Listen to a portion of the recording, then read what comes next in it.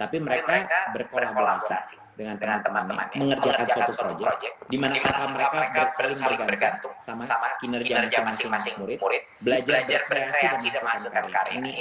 Ini esensinya.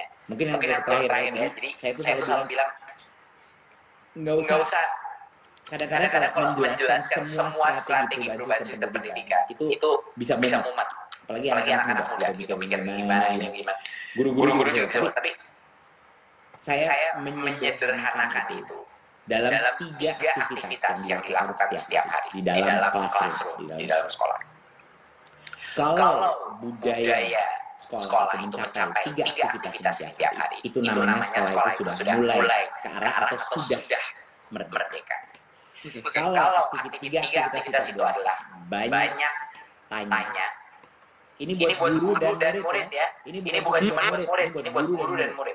Banyak tanya, banyak coba, banyak karya. Ini 3 hal. Pokoknya kalau semuanya mau secara teknis, sains daripada pedagogi terlalu rumit atau apa, pokoknya 3 esensi. Banyak tanya, banyak coba, dan banyak karya. Ini adalah esensi daripada aktivitas-aktivitas yang memerdekakan otak kita dan memerdekakan suatu institusi untuk berani berinovasi. Kalau kita nggak berani tanya, kalau nggak banyak tanya, itu nggak ada, kita nggak bisa mendevelop nalar kritis kita. Kalau kita nggak berani coba dan nggak berani gagal itu adalah pembelajaran gitu loh. Kalau kita nggak berani coba-coba hal yang baru, inovasi tidak mungkin terjadi, kreativitas tidak mungkin terjadi. Oke, Iqbal, you know this dari karya. Kita cuma belajar dari you become good at your craft karena Iqbal berani gagal dan iya kan? Dan karena itu menjadi lebih baik. Dan tentu yang terakhir adalah untuk berkarya. Jangan kita harus menjadi generasi yang menghasilkan sesuatu, bukan hanya mengikuti ujian. Kita harus menciptakan karya, apa itu paper, project, aktivitas, jiwa kepemimpinan, suatu karya seni, apapun itu harus menjadi portfolio di mana kita bersendiri ataupun bersama kelompok menciptakan sesuatu. Itu adalah yang di masa depan kita, dunia industri, dunia profesional, dunia entrepreneurship akan mendemand skill-skill itu. Dan kalau tidak, ya kita bakal tenggelam di dalam perubahan itu. Wow.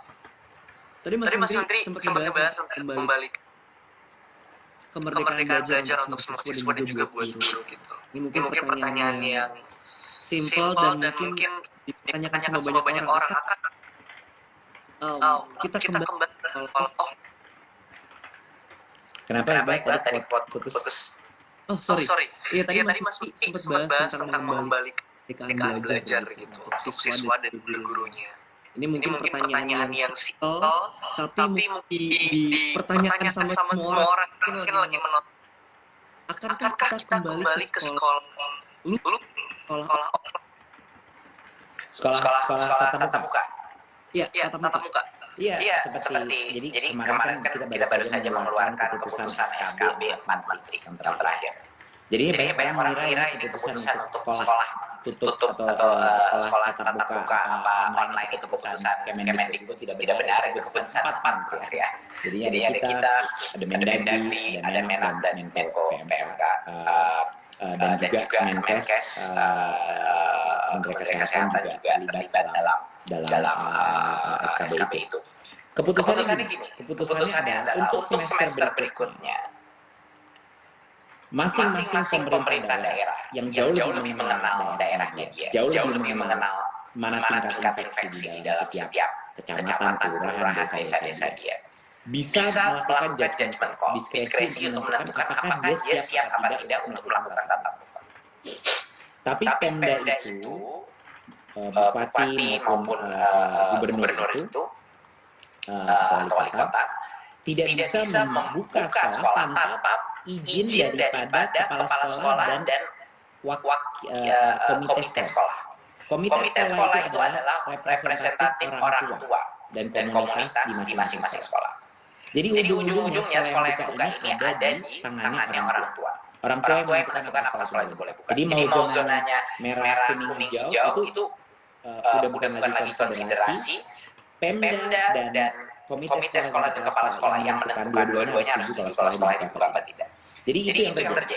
Yang terjadi adalah sekarang masing-masing pemerintah daerah punya hak dan masing-masing sekolah punya hak untuk melakukan tatap muka. Tapi checklistnya itu lumayan intensif, gitu. Jadi lumayan intensif, ada berbagai macam checklist protokol kesehatan yang harus dilakukan untuk mencapai. Jadinya contohnya, kemarin itu yang zona kuning itu udah 2 bulan kita boleh masuk tatap muka. Tapi cuma 25-30% yang udah melakukan tatap muka karena ada waktu untuk preparasi transisi lagi balik ke tatap muka. Tetapi pas masuk sekolah pun tatap muka ini sama sekali tidak normal. Jadi maksimal per kelas yang biasanya 36 anak sekarang cuma boleh 18 anak. Ya, jadi kapasitasnya itu cuma 50%. Ya. Jadinya mau harus hybrid model, ada setengah dari kelasnya yang di rumah, setengah dari kelasnya masuk. Gitu.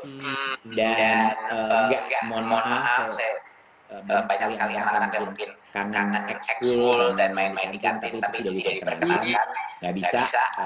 Udah resiko masuk sekolah aja itu kan sudah meningkat, resiko penyebaran COVID, apalagi kalau kita biarkan semua anak-anak makan bersama, bermain bersama, dan itu belum boleh. Jadinya bahkan sekolah itu akan sepi gitu. Cuman setengah kapasitas masuk kelas doang bisa pulang. Udah nggak boleh ngapa-ngapain lagi gitu. Jadi itu adalah kompromi yang kita biarkan. Karena kasihan, Iqbal, kita punya begitu banyak daerah-daerah di berbagai macam area di Indonesia yang sulit bahkan yang tidak bisa melakukan PJJ gitu.